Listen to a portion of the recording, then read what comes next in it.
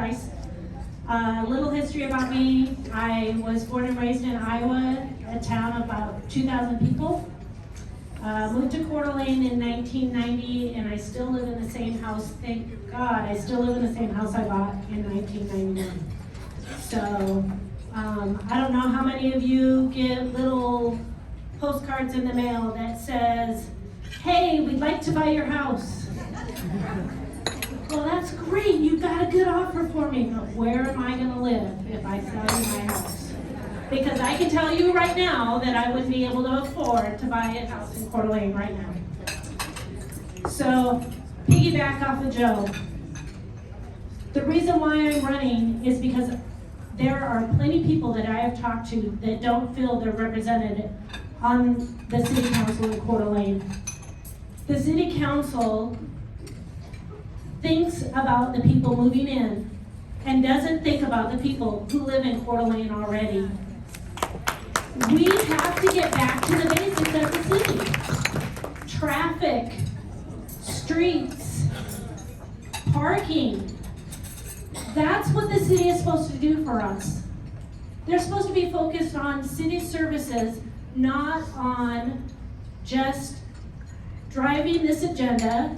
And it is, Agenda 21 is in a comprehensive plan that they are working on right now. They don't even hide it anymore. It's out there for everybody to see. And until we get people in place that identify it and say, no, this is not happening in our town, it's not going to change. They're going to move forward full force.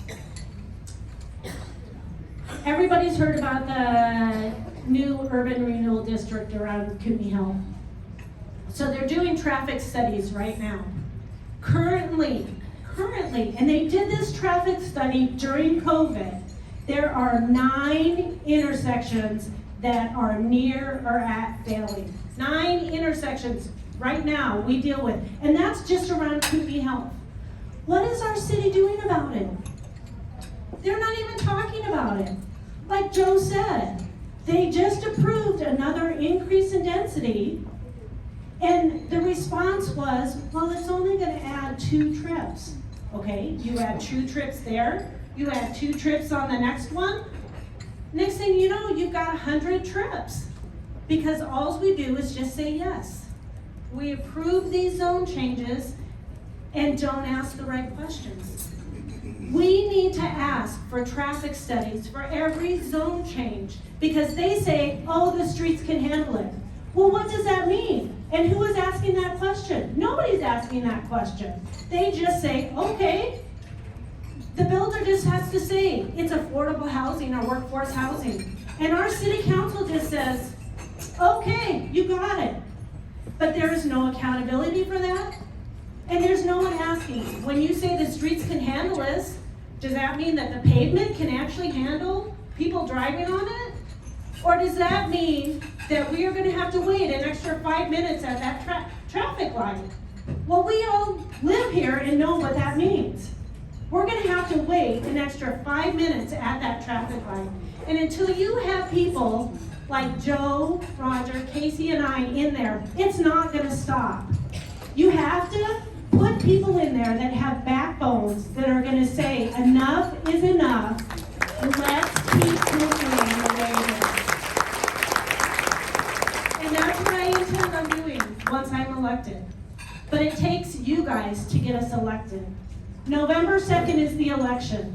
And if you don't live in Coeur d'Alene, you know somebody that lives in Coeur d'Alene. So I'm asking you, talk to those people that live in Coeur d'Alene. Take one of my signs. Take 10 of my signs. Hand out 10 of my signs. Hand out 10 of Roger's signs. Hand out 10 of Casey's signs. We count on you to get us elected. If you like what you hear, then do your part in getting us elected on November 2nd. We talk about critical race theory. Coeur d'Alene just came up with the City of Coeur d'Alene Historic Plan, 2021. They're working on it. It hasn't been adopted yet. What is goal number 4?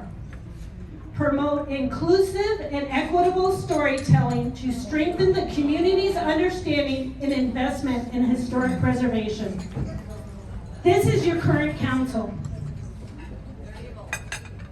If you don't want this, vote Joe Alfieri for mayor, Roger Garlock for city council, Elaine Price for city council, Casey Reese for city council.